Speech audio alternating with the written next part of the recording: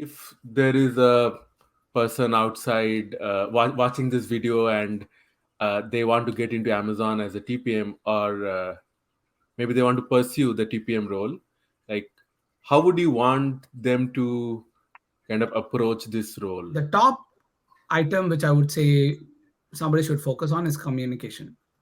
You should be able to communicate to a business stakeholder a really technical concept in layman terms. And the same way, communicate to a technical person what is expected out of that person to link it back into a business value. That is a core challenge for a TPM, right? TPM is a role that is like a pendulum which swings between business and tech. You have business goals, which is towards your profit and loss. You have to increase your customers or some KPIs which you want to improve, right?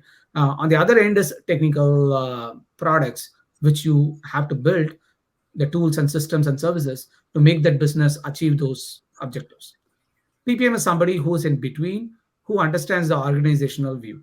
And this is like talking about March of 2022, where crypto was booming and Coinbase is the name in most household. And I said, I'm going to join Coinbase. This is going to be awesome. I'm on a H-1B visa. So by the time the immigration and everything got transitioned on day one, June 6th of 2022, I got my laptop and I'm logging in and I get the news that I'm laid off. Last year, during the course of job loss and job gain and all these things, is defining what is important to me. My personal health and well-being, that is critical. You are this one person you're going to live with, and if you are not too happy with this person you are living with inside, it's not going to be a great space to be in.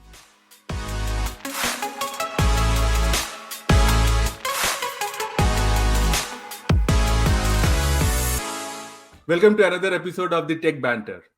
I am Ankur. I'm a tech professional working at a startup, and I'm based out of Seattle, Washington. Hello, everyone. I am Vishal, and I am a software engineer in a big tech company, and I am also based in Seattle, Washington. So, Ankur, what is the topic for today? Yeah, we thought it would be nice to start a discussion series on careers in tech.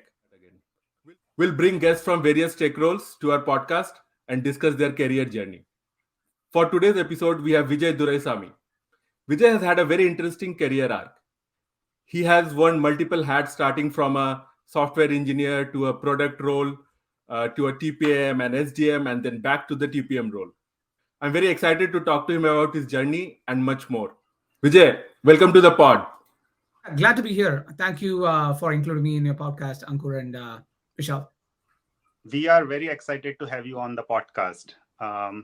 Can you please give us a small introduction to? Yeah, my name is Vijay Duraiswamy. I'm again thankful and grateful for the warm welcome which Ankur gave me. I have had a career of about like 16 years in big tech. Started as a software engineer, did some things on tech consulting, did a little bit of product, TPM, engineering management for a while. Now I am a TPM at Target. Welcome, Vijay.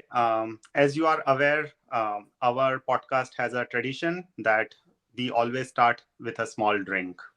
So, Ankur, let's start from you. What do you have today? Yeah, today I'm keeping it very simple. So I just made lemonade for my kid after he got back from the daycare. So there was some leftover lemonade. I just added some vodka to it. So we have vodka lemonade. Awesome. Cool. Vijay, what is your drink today? I got some tangerine juice along with some soda. I know it's a little bit messy in the video here, but keeping it sober for tonight. Nice. Okay, from my side, I have old fashioned. So nice. One of my favorites. Yeah, I think it is everyone's favorite, right? So cheers, guys. Cheers. Cheers.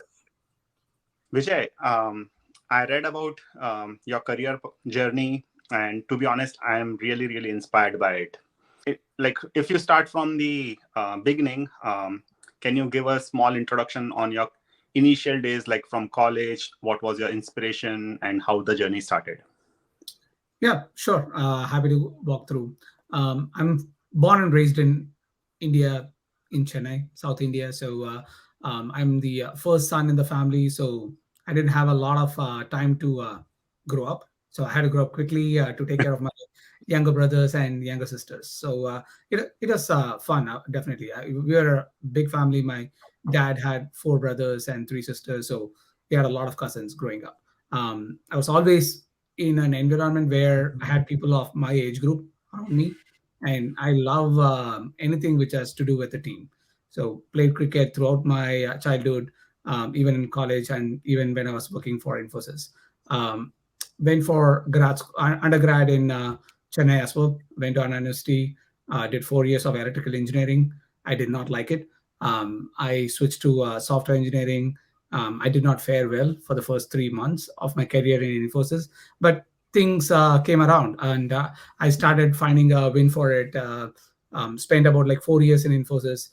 So at my time in Infosys, one thing which was really hard for me is to understand how business works.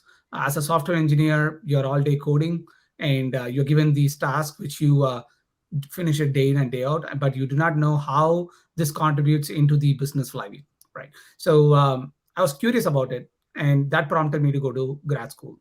So after 4 years of Infosys, spent about 2 years in grad school in University of Arizona.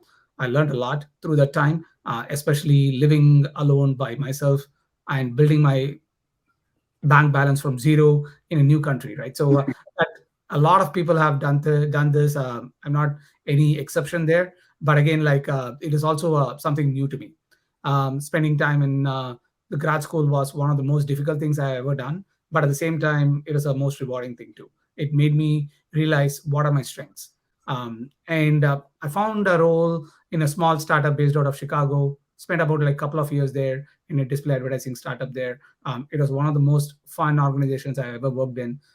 As a part of advertising, we worked hard, we party harder. And through the time, I was fascinated about big tech, and Amazon reached out for a role, and rest of it is history. And about a decade in Amazon, which is multiple years outside.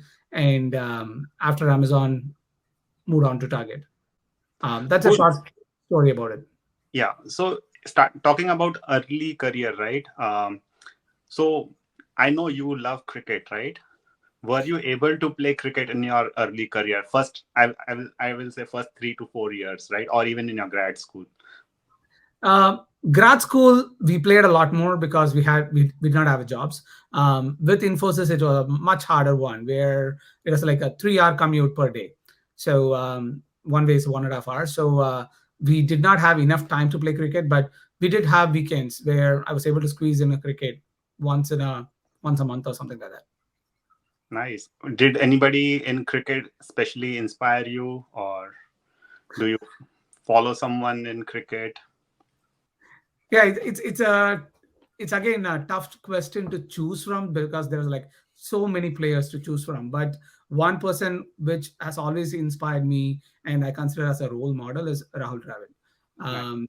One of the reasons why Rahul Dravid inspires me is somebody who reinvented himself through multiple times throughout his cricketing career. He's not the most exciting player to watch in the late 90s. You switch off the TV after Sachin Tendulkar's wicket is gone, right? I will like to pause you there because, according to me, when I watch Dravid playing, I love it, to be honest. The technique that he has, I really love it, right? So I think, yeah, majority of people think that only Sachin playing and watching cricket is fun. But yeah, when you know the techniques, how it works, I think I loved seeing Rahul Dravid playing on the crease. Yeah, I'm glad I have a person who is echoing my thoughts here, right? So somebody who practices process, right? So I Yes. believe in the concept of process. Process will guide you towards perfection over time, and Dravid is the epitome of that, right? So somebody who believed in the process, who believed in the technique. The part which really inspired about Dravid is his discipline and his resilience to come back and reinvent himself. And if I can do some portions of that in my life, I would say I'll be really successful. Awesome. So, I think after your grad school, how did the Amazon thing came along, right? Was it a campus hire thing, or how did that happen? Yeah, again, going back to something what I was saying, why was the grad school one of the most difficult things I did in my life is because the number of rejections. Okay. Throughout my grad school, I have had 36 rejections. So Wow. 36 companies have interviewed me, and the 36th company is the one which gave me an offer. And it was a startup, right? So I was exploring a software engineering career, even though my skills are a lot better somewhere in between business and tech. And that role was not quite available at that point of time. So I was interviewing for the wrong roles, and I did not know how to present myself in a new country where English is not my main language, right? So it was the biggest challenge. And towards the end, I did. Um, I did my interviews better, and finally I got into a startup. And I was working in that startup for 2 years, and I was even thinking to myself, why am I leaving this startup and going to Amazon? At that point, I wanted a challenge, and I always go after something when somebody says, "Don't go." And there are a bunch of people who said not to take up Amazon, which pushed me further, and I stayed there for about like 10 years. So that is how Wow. Amazon happened, and they reached out to me, and I interviewed. The interview process was one of the things which I still love a lot about. And I got into Amazon. Okay, so Vijay, I'd love to understand how Amazon happened, right? Give us a sense of like which year are we talking about? Mm. And I'm sure, like you said, that you have been with Amazon for like 10 years. So this probably at a time when Amazon is not the Amazon that we know today. So tell us about what that time period was like, and then how did Amazon happen to you?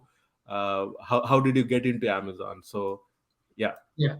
So this is around like May of 2013. So about like 10 years ago, almost exactly, right? So Oh, nice. May of 2013 is when I got my first call from Amazon. Again, Amazon is a place where it kind of scared me from outside, right? So this is a scary big tech company, and they've just launched something called AWS.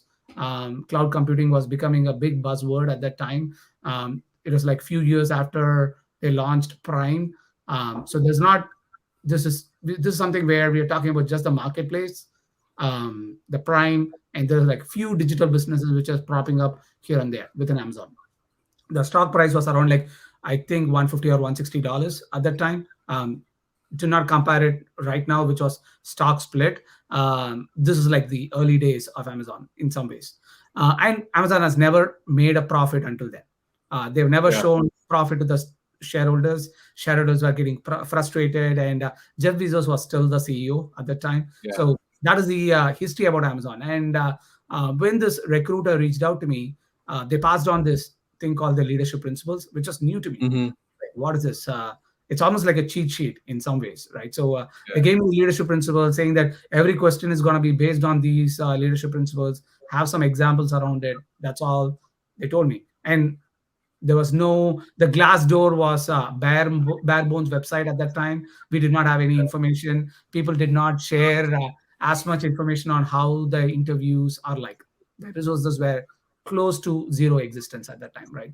I had this big chart where I had a bunch of sticky notes for each one of the leadership principles.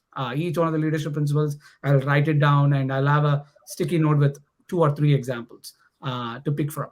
And as soon as somebody asks me a question, that chart will come up to my image or my mind, and I will pick an example from it in the usual format of star format, is like situation, task, action, and result, right?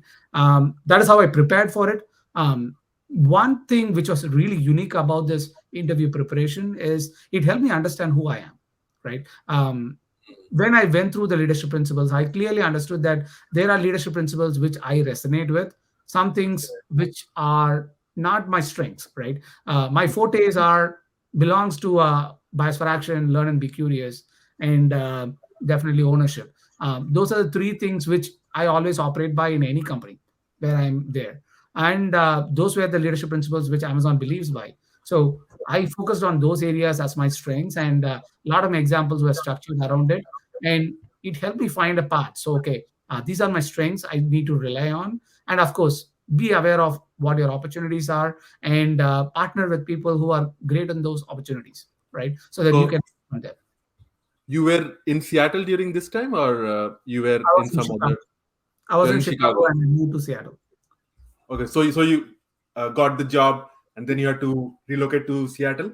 Yes, I moved from Chicago to Seattle in two boxes, and moved here, stayed in Redmond for about like 3 months, trying to find a place where I want to live.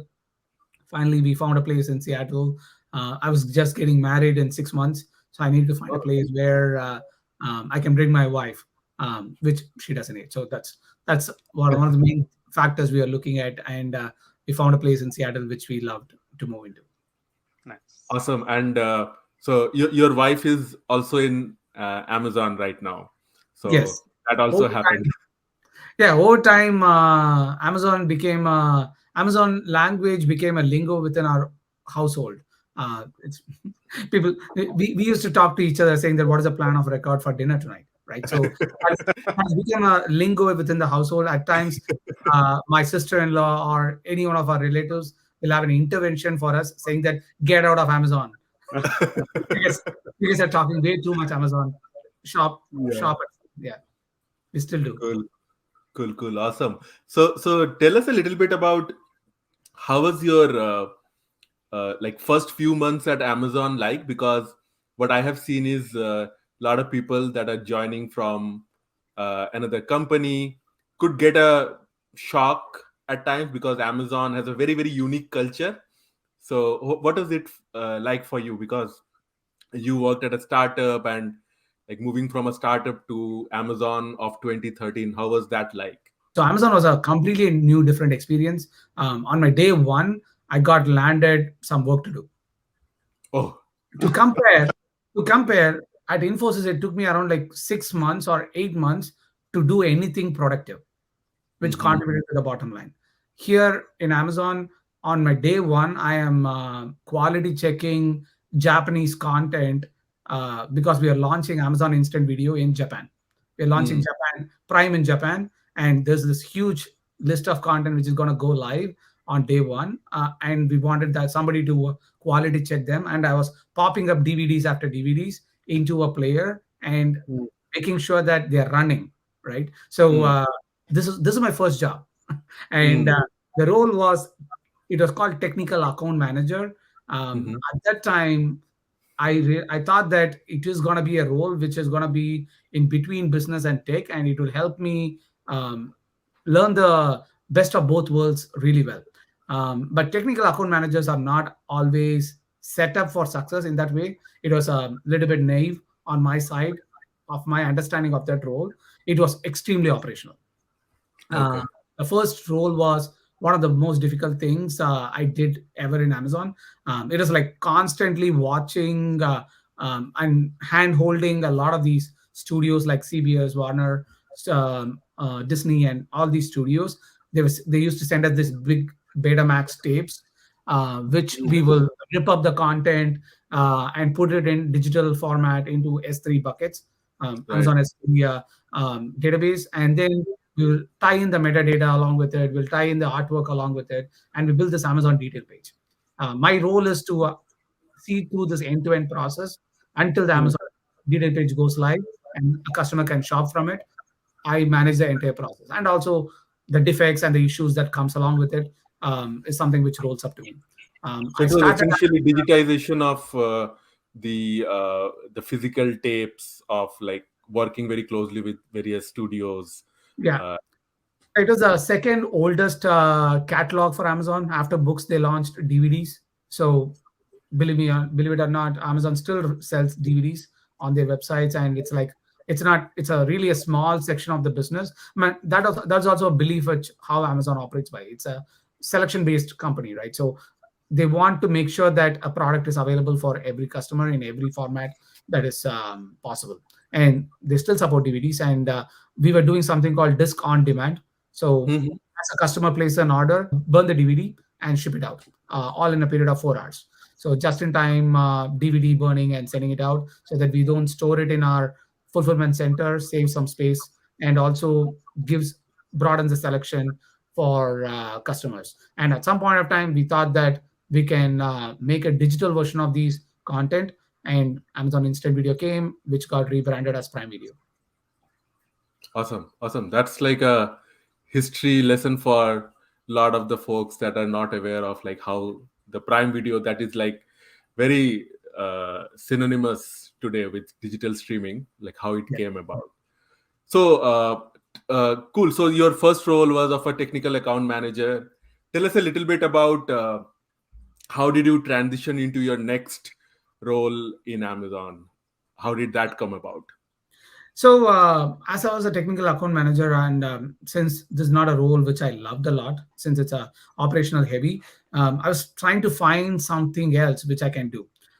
One thing that is great about Amazon is Amazon employees are allowed to move into any role across the organization as long as they interview and they clear the interview process, right? So that is one thing which I loved about Amazon, and possibly the one single reason why I stuck with Amazon for 10 years is the breadth and wide opportunities we can try in different areas, right? So I started talking to a few folks, and I started hearing about this role called technical program manager. I was not.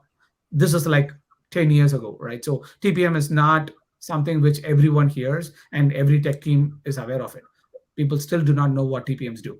And at that time, Amazon had this convention or a conference where all TPMs get together in a conference on a yearly basis called TPM Con. And there was this really senior TPM who was talking to us about how Amazon S3 handles resiliency and availability for all its customers. And it is like in some sort of a spark in my mind that this is the kind of the role which I wanted to do, where I can understand the business sense and at the same time dive deep into the technical details where I can. So I started talking to people. Everyone whom I met there, I started networking with them. I saw their guidance, I saw their mentorship. People advised me on what decisions to make, and over time, I transitioned into the role a couple of years later. So how does the transition typically work in Amazon? So can you talk a little bit about, I believe Amazon has a pretty well-defined internal transfer process. How was it like for you? Like, did you have to like give interviews and prepare? Tell us a little bit about that.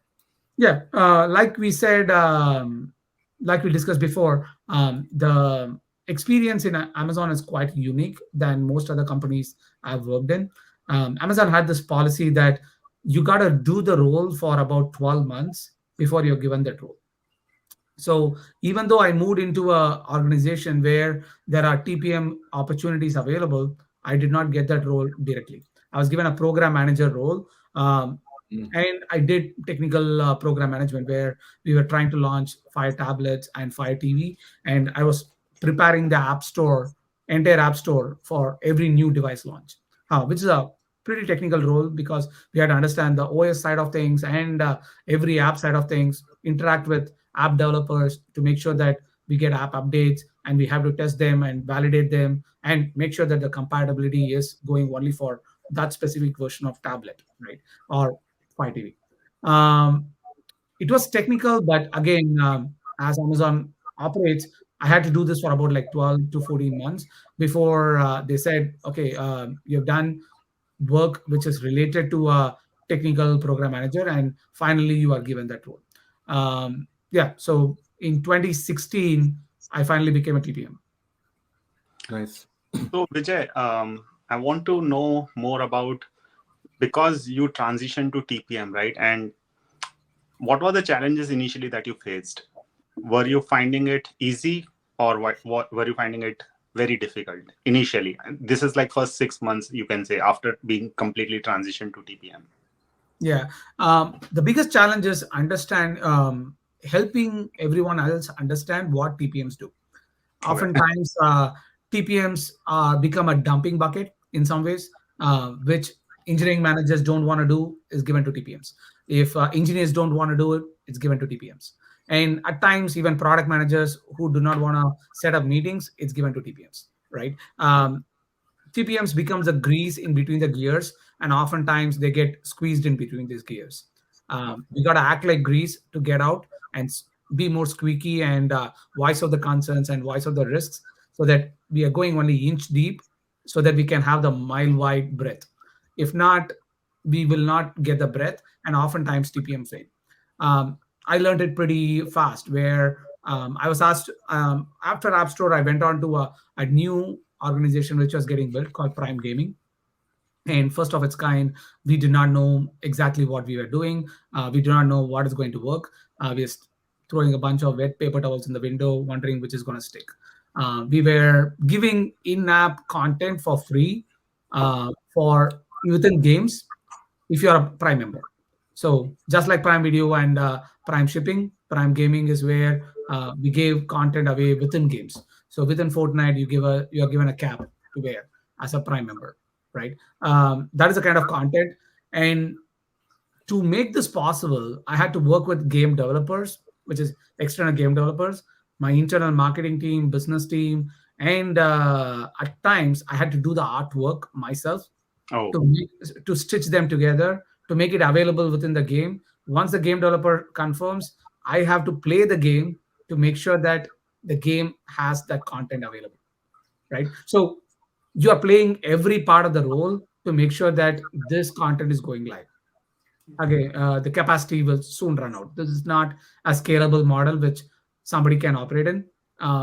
Since I was 3 years plus into Amazon, I knew that this is a ticking time bomb. I would soon run out of capacity, and I'll be in the same situation I was in 2013. So within Amazon, everything works with a doc. So I had to write a doc saying that this is a problem statement, and this is how we think is the best approach to resolve this, by building tools which are easier to make this job possible.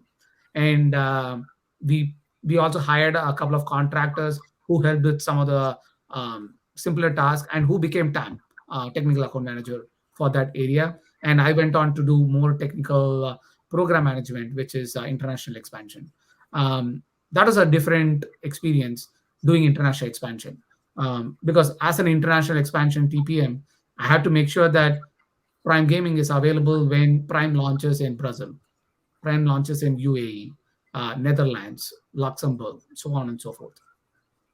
From a business standpoint, gaming customers are there in only 4 or 5 major countries. Every other country is like less than 1% or 2% of the entire gaming audience. So it became a different set of challenges, where we had to talk about what is it, how does this benefit our business. So we had to have negotiations with internal Amazon teams on how to go about it. That is a different learning, where I did not have any background on it. So I had to seek out advice and mentorship from my director and my senior managers, who helped me in that area, how to have that conversations possible. so how was the support system in all this, right? Because you are transitioning to a TPM, and you gave us all these challenges that are there. So was there a good support system around you, or were you just playing day by day, trying to figure out every day, right? One thing within Amazon is it's almost like you are like a fish.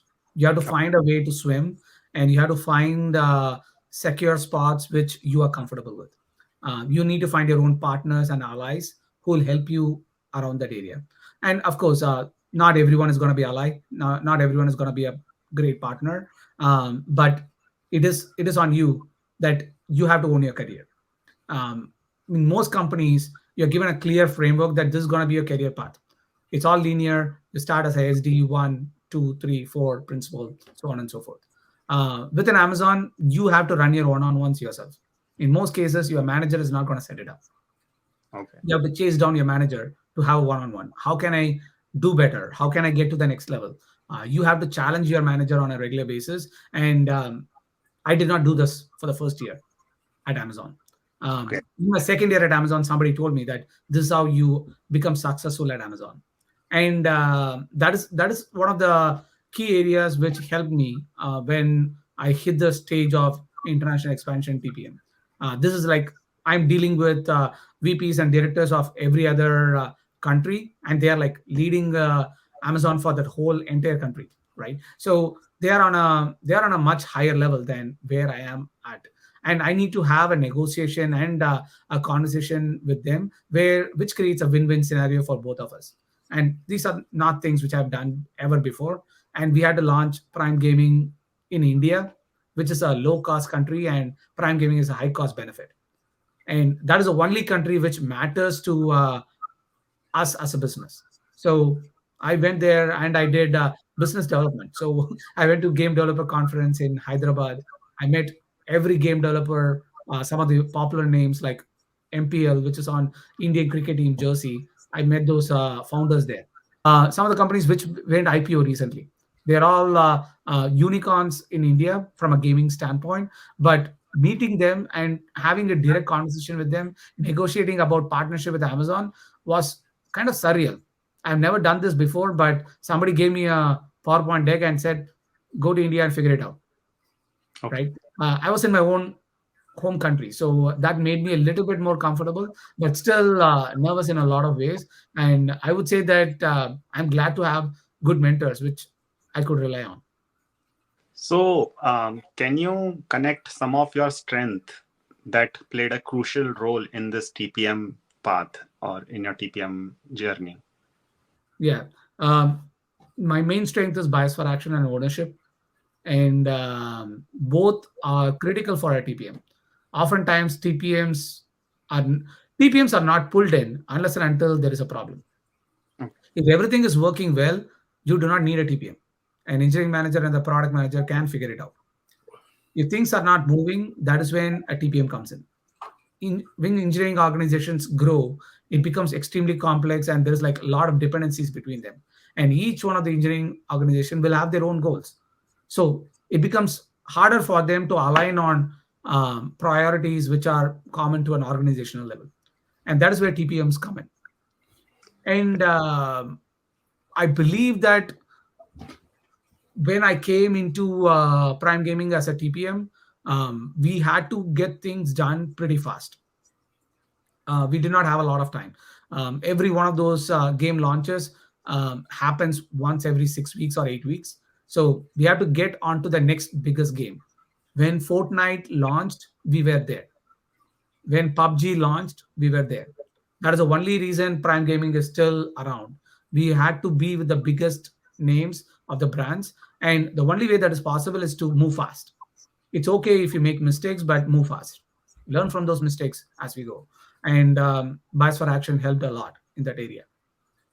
That's amazing, actually. I also believe to be like I have that same thought process. Like you should be biased for action, right? Cool. Yeah, Ankur, do you have some thoughts around this TPM journey that Vijay has taken? Yeah, I wanted to ask Vijay about like if there is a person outside watching this video and they want to get into Amazon as a TPM, or maybe they want to pursue the TPM role, like how would you want them to kind of approach this role? Like what are the kind of things that they should learn about technically, or from a behavioral point of view, skill sets point of view? What are the areas that you think that they should focus on? I would say the top item which I would say somebody should focus on is communication. You should be able to communicate to a business stakeholder a really technical concept in layman terms. And the same way, communicate to a technical person what is expected out of that person to link it back into a business value. That is a core challenge for a TPM, right? So you have to give different levels of granularity of the same Mhm. information based on the customer you meet. And that's not something which people can learn in the books, or something which you can have a clear framework on.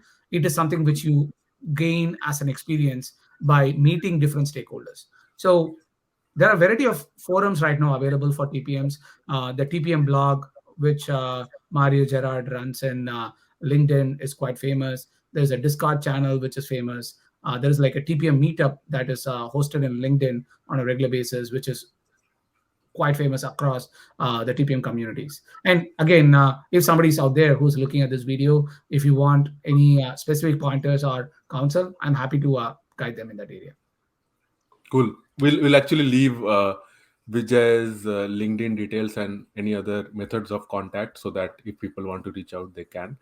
Um, I actually loved your point about like able to communicate and explain technical topics to a non-technical person, and similarly a business topic to a technical person. I think that bridge is super crucial, and in my experience, I have seen very successful TPMs do that extremely well. So I think that's great advice. Uh, cool. So I think we covered a couple of roles that you kind of had at Amazon, and I think what was the next one for you? So after TPM, I think you transitioned into a people management role. So tell us about that, like how that happened, what was the motivation, and yeah, how you went about it. Yeah, this is like I was coming on my fourth year in Prime Gaming. I knew pretty much everyone within the org. Within Amazon, this is like a weird thing where people usually stay within an organization only for about like 2.5 to 3 years. If you're Yeah. there for more than 3 to 4 years, you are a relic. You are like one of the most um, antique person who can be in that role within that organization. So I was coming on my fourth year and I knew everyone. Everyone, I had a lot of legacy information on how things happen within that entire organization, and I had a good amount of influence across the area. And I was also looking for a next set of challenge because I was quickly running out of things to do as a TPM. It is I've done about like 6 or 7 different country launches and one country launch specifically for Prime Gaming, which I've done that way too many times, and I wanted something else to do. And at the same time, I was also fascinated about. I was coaching a lot of people, mentoring a lot of people. I love that part of my role, and I thought maybe that is what people management is going to be. Mm-hmm. People management means coaching and mentoring in my mind. It's all about development of somebody and making sure that they are progressing in their career. Um, and Yeah. I took the role. I'm like, it was for the most part, I did focus on that. I'm not a huge fan of the administration work that comes with a manager, which is Mhm. running the organizational leadership review, which is your yearly rating, and Yeah. splitting the pie across all Mhm. the employees. Those things were not really something which came natural to me, and I did Mhm. not have a great guide at that time. This is a place where I lost another manager, and my new manager was not did not have enough bandwidth to help and guide me in that area. So I was left to I was I was not set up for success in that area, and the outcome of it was quite a bitter pill for me to swallow. And it was also middle of COVID. I haven't seen people and interacted with people in about Yeah. like 2.5 years. I just felt that it is hard for me to do a people management without meeting Yeah. people.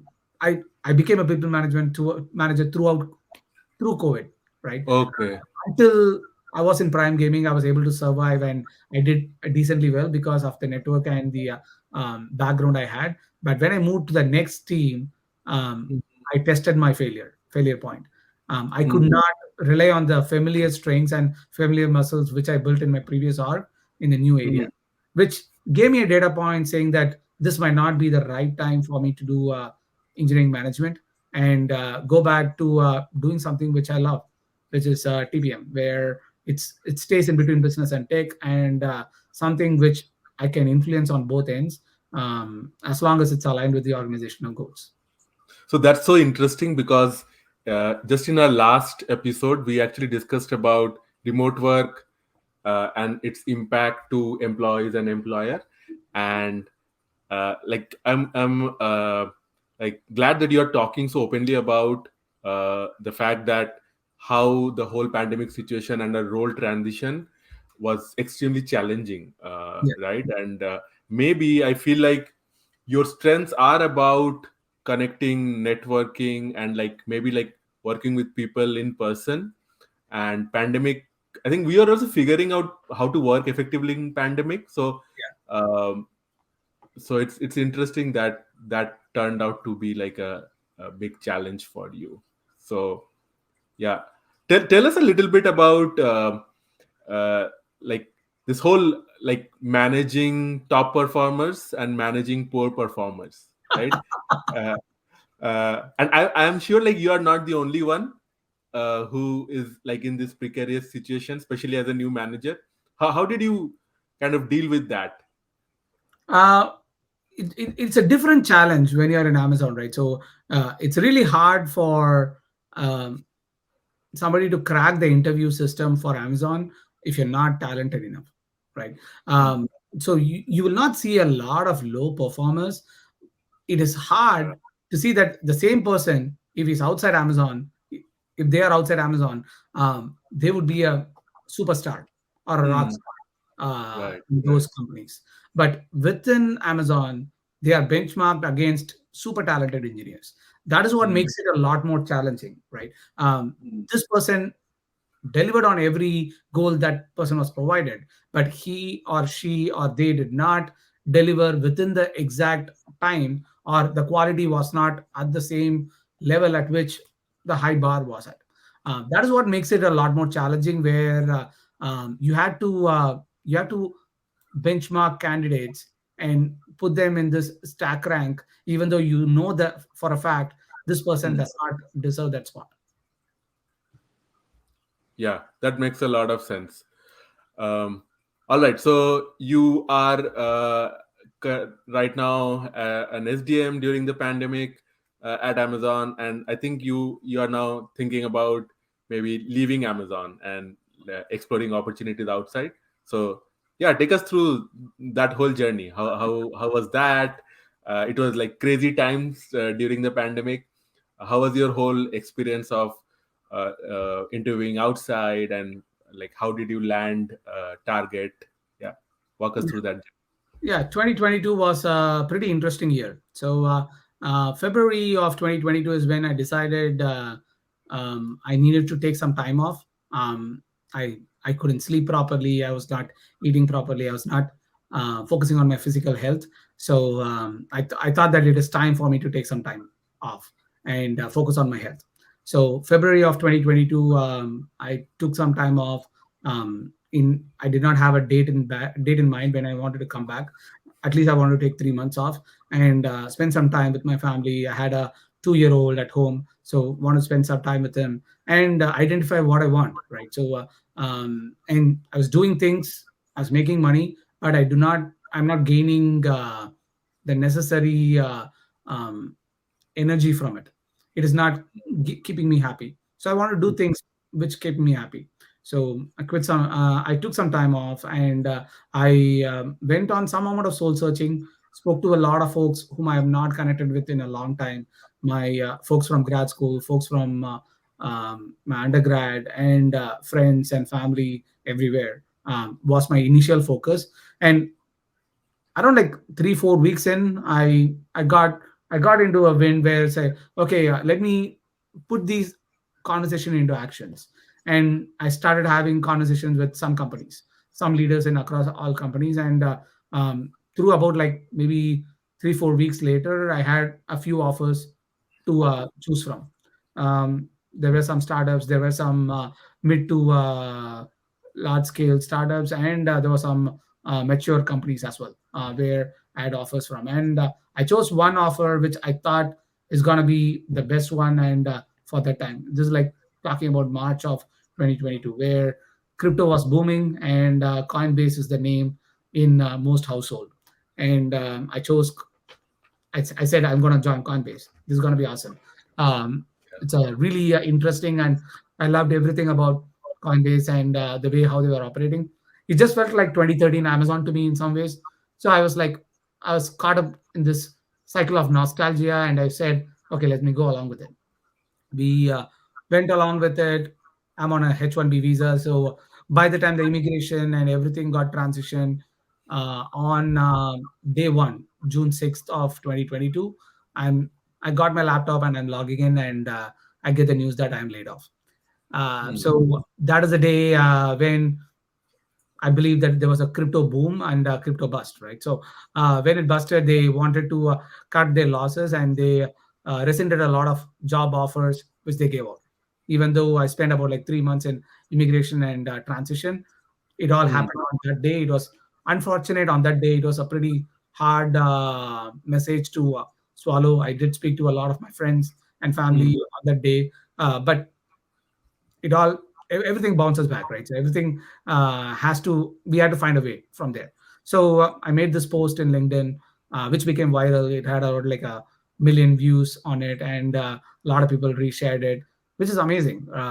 We I spent all my time in my life connecting with people and networking with them, and that is when I realized that how valuable are these relationships which I built through this time. That is something which I would take forever to continue to invest in, right? So each one of these relationships came through. People connected me with various companies, and the SVPs and Target saw the post, and they were looking for a TPM to come in to help with TPM maturity within Target. Target has just launched the TPM role a year ago, and they're looking for somebody who has done TPM role in one of the big tech organizations. So they reached out, and I connected with them, and Target's values of connecting guest resonated with the customer obsession values of Amazon. But Target went above and beyond with regard to team member experience. We call team member for Target employees, and that is something completely new. Employees focus is not something which I've seen a lot within Amazon, and when I saw that, it is like a different experience. And So I'm actually really impressed that you are talking so openly about the whole layoff experience. I know, like, usually a lot of people consider uh, that as a not they may not feel very comfortable talking about it openly, and I think like you talking openly about it is like super powerful. I feel like so. Thanks for doing that. So.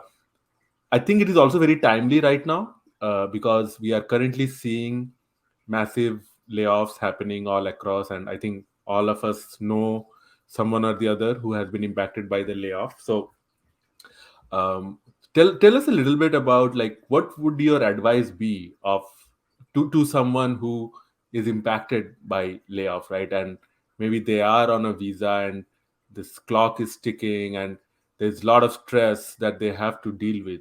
So looking back, like, what kind of advice would you give them? um, one thing is for clear, right? So when layoffs happen, oftentimes it's not about the employee, it's about an organization. They are trying to find ways to cut cost, and they think the best way to cut cost is by letting go of their employees, which is debatable.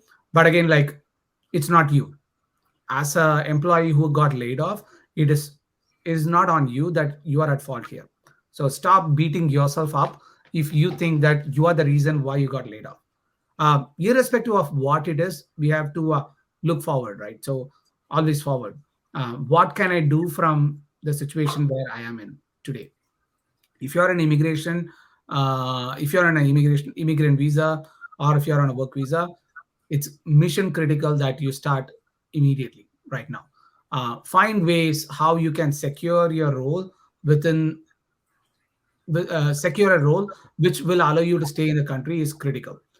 Talk to an immigration attorney. Talk to people who have gone through this before. How did they approach it? And this is the best time when you can reach out to the people whom you did not reach out in a long time. Do Hmm. not feel do not feel shy. Do not hesitate to reach out to people for help. People are there to help out. There are very few people I've come across in my life who have ill intentions. Everyone Hmm. wants to do something which they are proud of, and make sure that you reach out to these people for help, and people will come through. Yeah. I like the way you said reach out to people and people are there to help, right? Because in my experience also, I have seen when you are open, you are ready to get help from someone, people are always there to help you. Yeah. So yeah, thank you for sharing that part, Vijay, with us. So, Vijay, talk a little bit about, you mentioned that you had posted on LinkedIn and that post about your layoff from Coinbase, and that post had more than 1 million views. And I believe that post ultimately led to your next opportunity. So tell us a little bit about like how that happened. Oh, yeah. So when I posted it, it was on an afternoon after the Coinbase layoff. Me and my wife, we took a long walk around the neighborhood. We came back, and I said, "It's like okay, fine. What has happened. But I have another 45 days to find a job. If not, we have to sell the house, sell the car, move my entire family to India. Right? My wife is on a dependent visa, so that is the stage of U.S. immigration issues what we have. One thing which was fortunate for me is that I had multiple offers before I selected Coinbase, so I was able to reach out to some of the older companies which I interviewed with and ask them, do they still have a job role open, and can they bring back an offer on table. Fortunately, one of the startups was able to bring an offer on table, so that gave me a little bit more cushion with regard to how fast should I approach. The other thing which went in my favor is also I reached out to a lot of my friends and family saying that can you reshare this article which I posted on LinkedIn about something which I'm going through. All right, so when they reshared it, it became even more widespread, and Hmm. people were a little frustrated at that time, considering that they people might have invested in crypto and it was going down. And there's also one company which we thought is going to be the grand savior in the Hmm. crypto space is laying off people on day one. It's not Hmm. something which we have ever heard of. So people are angry about it, and they had a lot of emotions about it, and they shared it. But again, like I do not carry any ill intentions towards any companies. I think that everything happens for a reason, and if that did not happen on that day, that a leader from Target wouldn't have seen that post, and I wouldn't be where I am today.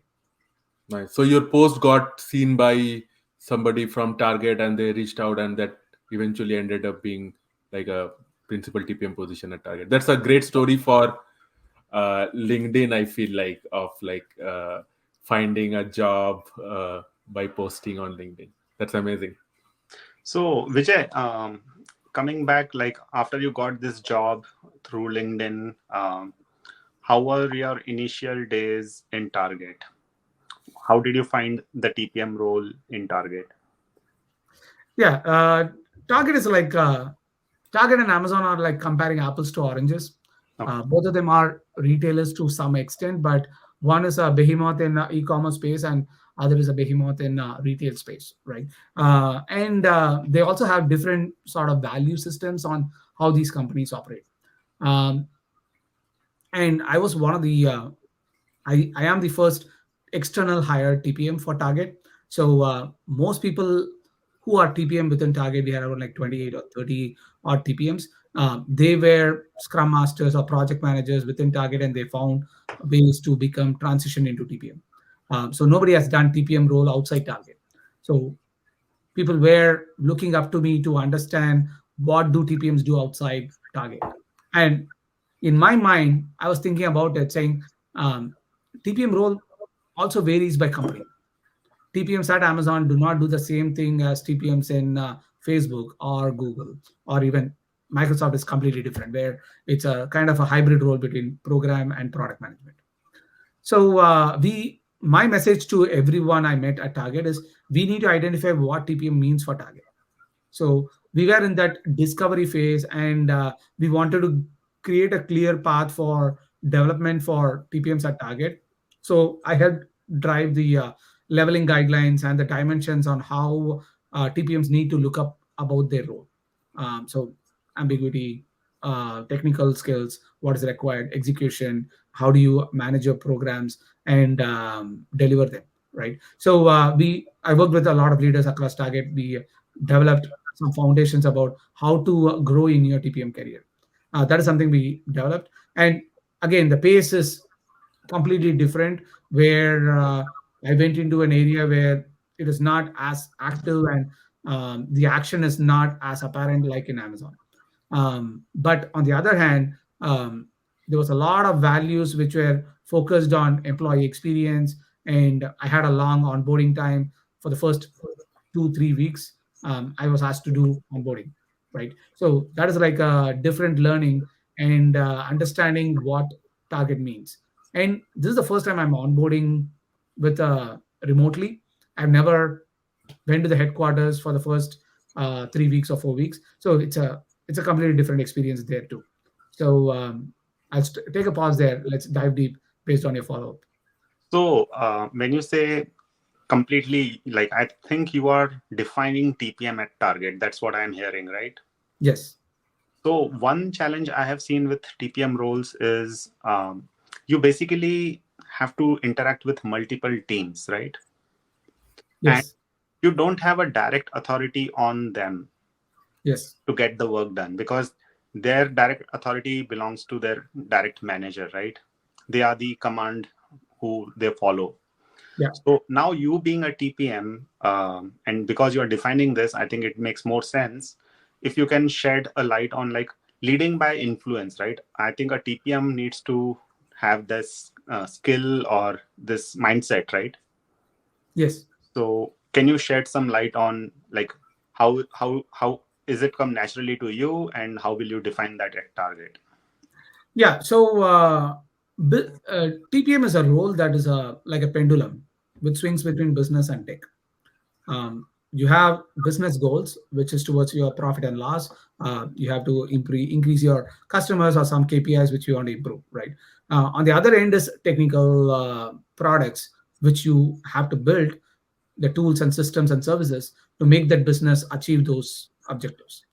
Business wants to achieve those KPI tomorrow. They don't care about any of the operational challenges or any issues that comes with the tech wants to have the greatest and best tech as possible. They don't care about achieving KPIs. That is how tech approaches things. PPM is somebody who's in between, who understands the organizational view. From an organizational standpoint, we need to build the most privacy compliant, the most customer friendly website we want for this specific product, which will improve customer experience and at the same time improve business value while we do not kill our tech teams, right? So we need to make it operationally manageable. So setting this framework in place by building alignment across these stakeholders is critical. And we can build that alignment only when the organizational views are clear. So we need to hold our leaders accountable to draft the vision. What are we building? Why are we building it? And then that will help us define how are we going to build it from the tech standpoint, and what are we trying to deliver from a business standpoint. So if let's say you want to get some piece of software done from a developer, right? And that developer is not at all taking it in a right way. He's doing his own stuff. So how do you deal with that as a TPM? Yeah, the simplest place to start is why are we doing this?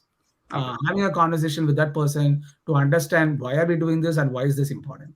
And again, it is important to hear the other party's point of view as well, from the developer or the engineer standpoint.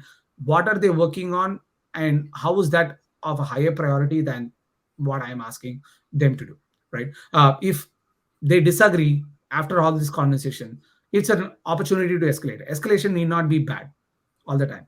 I would have to have a conversation with this person's manager to understand between these two priorities, what do we think is the best priority, and that person can be the tiebreaker there. And if that person disagrees there, then I would have to do an escalation further there to the VP or whoever is the program sponsor to bring them in, so that how can I deliver on my goals without compromising on something else which this engineering team is working on. It's a fine balance between the three areas of the spectrum. It's either time, resource, or scope, right? Time is finite. It doesn't change much, right? You either have to add more resources or reduce the scope. Those are the two levers we can operate by. When we saw Vijay's journey, right? do you have any thoughts around what are his biggest strengths that you have seen throughout? Yeah, after listening to him talk, I think his biggest strengths are, I think, connecting with people. Okay. Um, I think he is very comfortable being vulnerable, Mhm. and I think a lot of times that's considered as a weakness, but I think that's a huge strength for leadership, Actually, it's because a strength. Yeah. yeah, the moment you are vulnerable, you kind of make it normal for others, your either your team members or your stakeholders or your partners, to be vulnerable as well and open up, and that's when real connections happen. And at the end of the day, we are human beings, right? So if you have like a strong connection with another person, then they will fight for you, they will like stay a little longer for you, get your job done, they will vouch for you in promotion. So I think that is what I have seen as Vijay's biggest strength. So it is very rare, so that's actually great. Thank Nice. you. So What go what I ahead. saw what I saw in this conversation with Vijay was he is a person who is very resilient, right?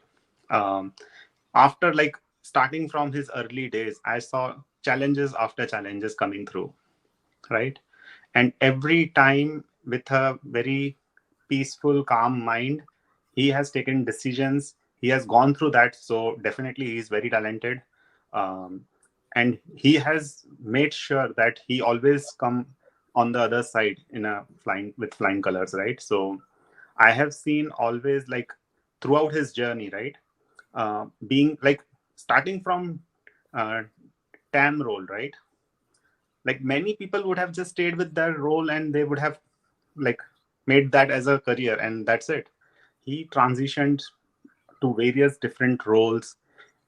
There were challenges definitely with the interview that discussion that we had with him today. Definitely he shared there were so many challenges and still I see a smile on his face and it is as bright as it can be, right? So that is so amazing. I think it's a true inspiration, Vijay. Thank you. You guys make me feel great. Cool. Yeah, yeah. So Vijay, I think do you want to share a couple of thoughts around any new person who want to pursue TPM as a career path? Like three best things or four best things that is on top of your mind that they should do. Yeah. This might be something which I would go back to something which I said before. TPM is a role that swings between business and tech. So you have to understand the business of the space you are in. You need not have the domain expertise there, but it is a the there should be a willingness to learn. There should be some innate curiosity to go and talk to people to understand that business, and at the same time understand the tech. Tech is not too different. Tech is pretty much the same. It's just built in different facets based on what the business needs. Talk to your tech stakeholders, get a technical architecture overview on how these systems are built. Once you have this breadth of business and tech, the next path which people should or TPM should do is understand the organization view. Where is this organization going for the next 3 years? What are our KPIs? And how are our programs or initiatives within the organization structured or directing towards those KPIs, which is improving those KPIs? That would give a clear view on how are we getting there. And again, while you have these three areas which you can do yourself, navigating through every one of them, it might be impossible for somebody to do it themselves. That is where the fourth angle comes into place, which is community. Build a community, close group of people whom you can rely on, who can be your vocal supporters and allies throughout your organization, right? So build that support system by talking to people, invest in time, and be curious about it, and that would help people to understand where you're coming from and help you out as they go. I think that if we can nail these four different dimensions, TPM is one of the best things, one of the beautiful roles anyone can operate in. Awesome. This is such a great summary that you gave. On final topic, I just want to ask you, what are your future career goals or milestones that you want to hit? Career is one part of my life, is how I see it. I know that we are talking about tech banter, TPM roles, and everything, but one thing I did last year during the course of job loss and job gain and all these things is defining what is important to me. I divided my whole life into 4 different areas, which is my personal health and well-being. That is critical. You are this one person you're going to live with, and if you are not too happy with this person you are living with inside, it's not going to be a great space to be in. The second sphere of influence is your relationships. So your wife, your family, your parents, your kids, these are the second sphere of influence. If anything is of a challenge to any of these people, everything else goes for a toss. Your life and everything cannot progress if this relationship circle is not healthy. The third dimension, of course, your financial areas. Everyone, I would recommend, after having a layoff, better have at least 6 months of emergency support, right? Focus on your retirement, focus on your different diversified investment portfolio so that everything is growing and you're not at the mercy of a single stock or a single Bitcoin which crashes. And then comes the career, right? The fourth angle is where the career is. The career fuels and make sure that it helps every one of these 3 areas are much more stable long term. Within career, right now my focus is to do things which is impactful enough across the organization while I build good relationships. We are all working from home. We are all in this journey of pandemic for the last 3-4 years. One thing which has taught me throughout the time is that I spent an inordinate amount of time with my co-workers than my own family. Yeah. Better love your co-workers. You need not love them, at least you like them, right? So work with people whom you like to work with, and be a person who people like to work with. We need not be nice in every way possible, but we can be kind about it. Yeah. I love that last sentence that you said, that we spend such a huge amount of time with coworkers, and definitely if you are not going along well with them, it's not good for them, it's not good for you. Yeah. Awesome, Vijay. Such a great discussion with you. Thank you for taking us through your journey. To be honest, I learned a lot about the TPM role, the TPM career path, and we will love to have you again on the podcast. Thank you so much for sharing all this information, and soon we will see you again. So with that, I want to thank everybody, all the listeners here. See you for the next episode. Bye. Bye-bye.